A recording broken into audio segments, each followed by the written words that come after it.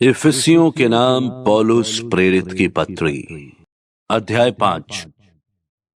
इसलिए प्रिय बालकों की नाई परमेश्वर के सदृश्य बनो और प्रेम में चलो, जैसे मसीह ने भी तुमसे प्रेम किया और हमारे लिए अपने आप को सुखदायक सुगंध के लिए परमेश्वर के आगे भेंट करके बलिदान कर दिया।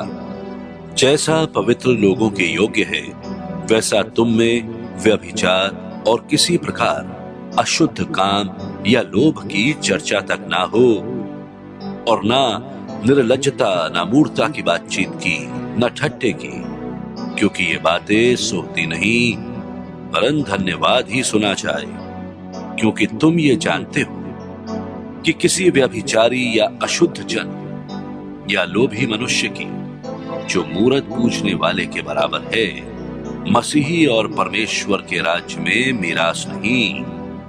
कोई तुम्हें व्यर्थ बातों से धोखा ना दे, क्योंकि इन ही कामों के कारण परमेश्वर का क्रोध आज्ञा ना मानने वालों पर भड़कता है। इसलिए तुम उनके सहभागी ना हो, क्योंकि तुम तो पहले अंधकार थे, परंतु अब प्रभु में ज्योति हो। सो ज्योति की संतान की नाई चलो, क्योंकि ज्योति का फल सब प्रकार की भलाई और धार्मिकता और सत्य है।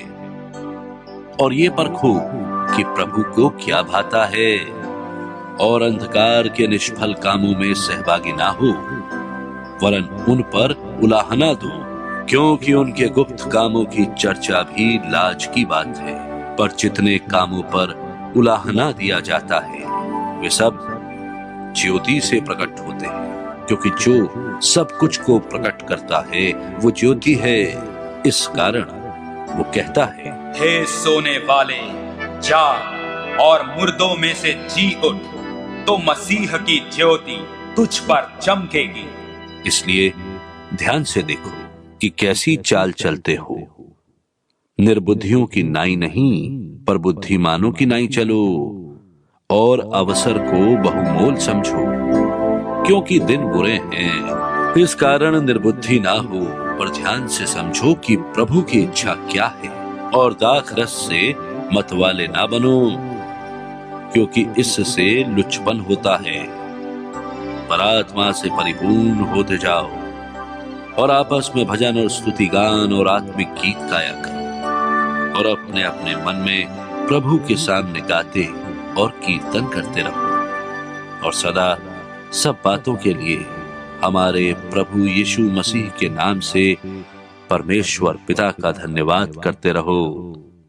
और मसीह के भय से एक दूसरे के अधीन रहो। हे पत्नियों, अपने अपने पति के ऐसे अधीन रहो जैसे प्रभु के, क्योंकि पति पत्नी का सिर है, जैसे कि मसीह कलीसिया का सिर है, और आप ही देह का उद्धार करता है। पर जैसे कलीसिया मसीह के अधीन है, वैसे ही पत्नियां भी हर बात में अपने अपने पति के अधीन रहें। हे पतियों, अपनी अपनी पत्नी से प्रेम रखो, जैसा मसीह ने भी कलीसिया से प्रेम करके अपने आप को उसके लिए दे दिया, कि उसको वचन के द्वारा चल के स्नान से शुद्ध करके पवित्र बनाए, और उसे एक ऐसी तेजस्वी कलीसिया बनाकर अपने पास खड़ी करे, जिसमें ना कलंक, ना झुर्री, ना कोई और ऐसी वस्तु हो, वरन पवित्र और निर्दोष हो। इसी प्रकार उचित है कि पति अपनी पत्नी से अपनी देह के समान प्रेम रखे। जो अपनी पत्नी से प्रेम रखता है, वो अपने आप से प्रेम रखता है, क्योंकि किसी ने कभी अपने शरीर से बैर नहीं रखा, वरन उसका पालन पोषण करता है, जैसा मसीह भी कलीसिया के साथ करता है, क्योंकि हम उसकी देह के अंग हैं। इस कारण मनुष्य माता पिता को छोड़कर अपनी पत्नी से मिला रहेगा, और वे दोनों एक तन होंगे। ये भेद तो बड़ा है, पर मैं मसीही और कलीसिया के विषय में कहता हूँ, पर तुम में से हर एक अपनी पत्नी से अपने समान प्रेम रखे और पत्नी भी अपने पति का भय माने।